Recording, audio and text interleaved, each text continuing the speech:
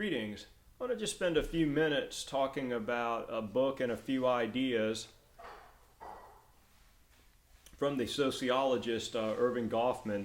This is his book, The Presentation of Self in Everyday Life. It's a classic.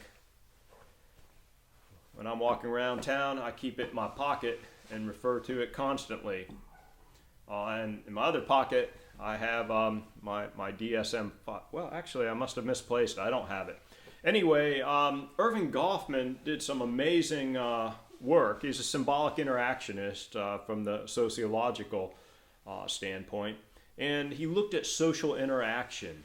But he also looked at the different roles people take on, how they develop their sense of self, how they interact, how interaction is possible, the meaning systems people present, their interpretations. But I think as far as profiling course is concerned, two concepts really are helpful in his dramaturgical analysis, kind of looking at life as an ongoing drama or play. But I think it's looking at backstage versus front stage behaviors. And those are very relevant terms. If you think about backstage and front stage in the theater, think about that in life as well. Think about all the front stage behaviors, basically how we present ourselves in everyday life at work, in different social settings, eating at a restaurant, interacting with friends and family, doing presentations, walking down the street. And the backstage behavior be things that we do in the privacy of our own home or in our car. I mean, obviously people sing in the car all the time,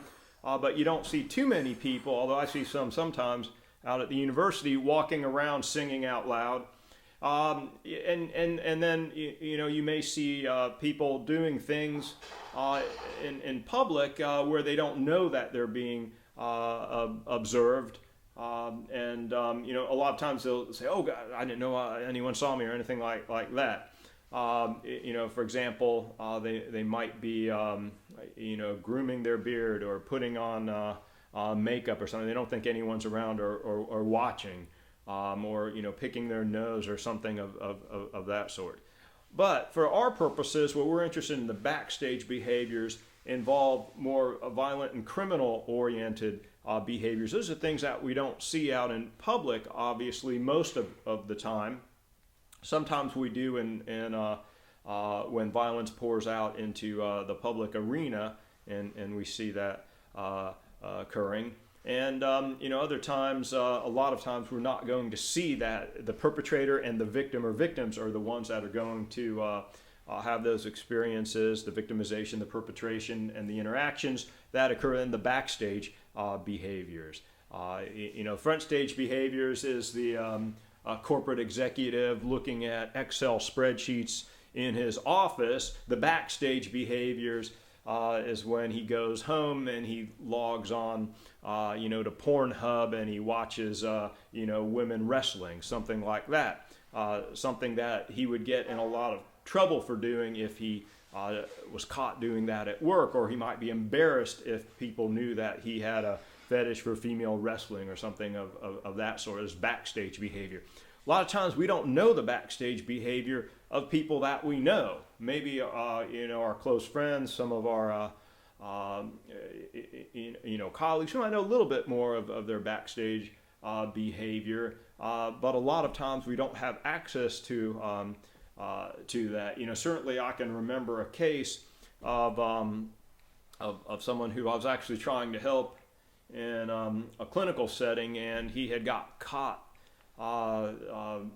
engaging in some sadomasochistic behavior with a prostitute, and the problem, of course, was that his reputation now was at risk, and he had some particular behaviors that he liked to engage in backstage. That had become front stage, and the goal was to get him some assistance, but also he was worried about his career being ruined and other features like that. And it would depend, of course, what his career, what his occupation was and how people would react, and whether they saw that as an illness or disease or pathology or bad, evil, or whatever. And so a lot of times it's very important to start trying to understand how people perceive front stage and backstage behaviors as well.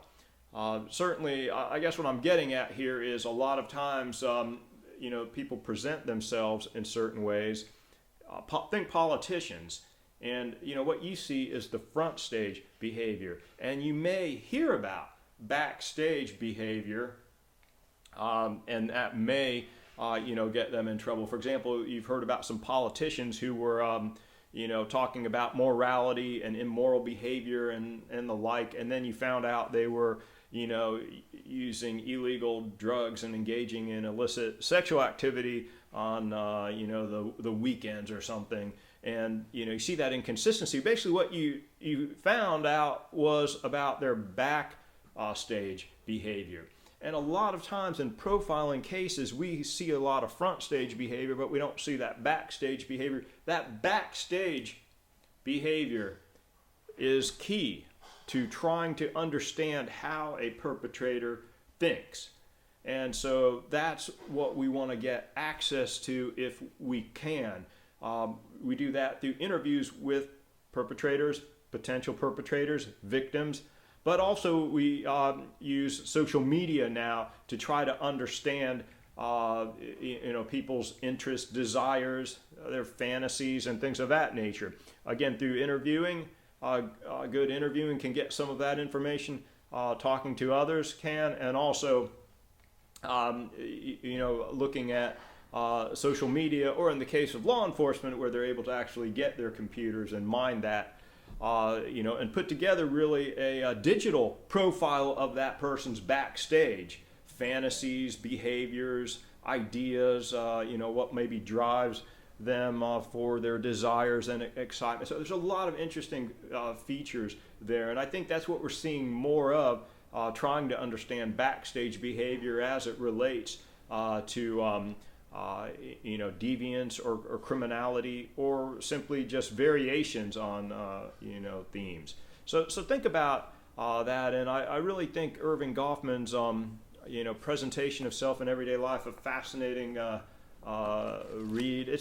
For me, it was difficult reading. I had to go back and reread parts, underline, highlight, make some notes. But always thinking about how people present themselves in everyday life, the front stage and the backstage behaviors.